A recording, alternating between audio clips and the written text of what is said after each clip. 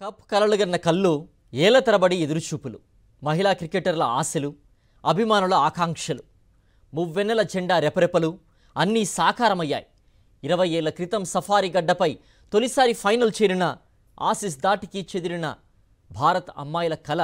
8 ఏళ్ల క్రితం ఇంగ్లాండ్ గడ్డపై ఇంగ్లాండ్ దెబ్బకు చేజారిన ద్వితీయ ప్రయత్నం ఎట్టకేలకు మూడోసారి సాకారమైంది సొంత గడ్డపై సొంత ప్రేక్షకుల మధ్య ఫైనల్ చేరిన భారత మహిళల జట్టును ముంబై మురిపించింది ప్రపంచ కప్ను సగర్వంగా చేతికందించింది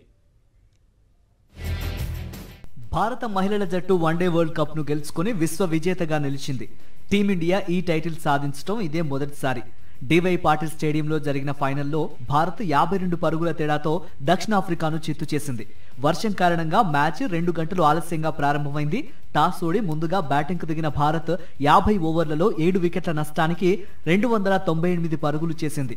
షెఫాలి వర్మ దీప్తి శర్మ అర్ధ సెంచరీలు సాధించగా స్మృతి మంధానా రాణించింది షెఫాలి స్మృతి తొలి వికెట్కు 106 బంతుల్లో 104 పరుగులు జోడించారు అనంతరం దక్షిణాఫ్రికా 45.3 ఓవర్లలో 246 పరుగులకి ఆలౌట్ అయింది కెప్టెన్ లారా ఓల్వార్ట్ మాత్రమే సెంచరీతో ఒంటరి పోరాటం చేసింది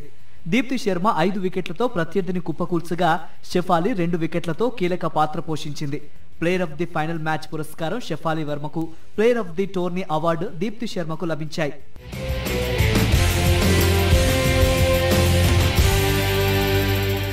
టోర్నీలో గత మ్యాచ్లతో పోలిస్తే ఈసారి భారత్ కు మరింత మెరుగైన ఆరంభం లభించింది సెమీస్ లో విఫలమైన షెఫాలి దాటిగా మొదలుపెట్టగా స్మృతి కూడా కొన్ని చక్కటి షాట్లాడింది కాప్ వేసిన మొదటి ఓవర్ మెయిడెన్ గా ముగిసిన తర్వాత భారత బ్యాటర్లిద్దరూ జోరు ప్రదర్శించారు 10 ఓవర్లు ముగిసేసరికి ఇద్దరు చెరో 5 4లు బాదగా స్కోర్ 64 పరుగులకు చేరింది ఈ ప్రపంచ కప్ లో భారత్ కు ఇదే అత్యుత్తమ పవర్ స్కోర్ 17.2 ఓవర్లలో స్కోర్ 100కు చేరగా ఆ తర్వాత ట్రయాన్ తొలి ఓవర్లోనే స్మృతిని అవుట్ చేయడంతో ఈ భాగస్వామ్యానికి తెరపడింది 49 బంతుల్లో అర్ధ సెంచరీ పూర్తి చేసుకున్న అనంతరం షెఫాలి మరింత వేగంగా ఆడే ప్రయత్నం చేసింది అయితే సెంచరీకి చేరువవుతున్న దశలో అలసటతో ఇబ్బంది పడిన ఆమె వికెట్ సమర్పించుకుంది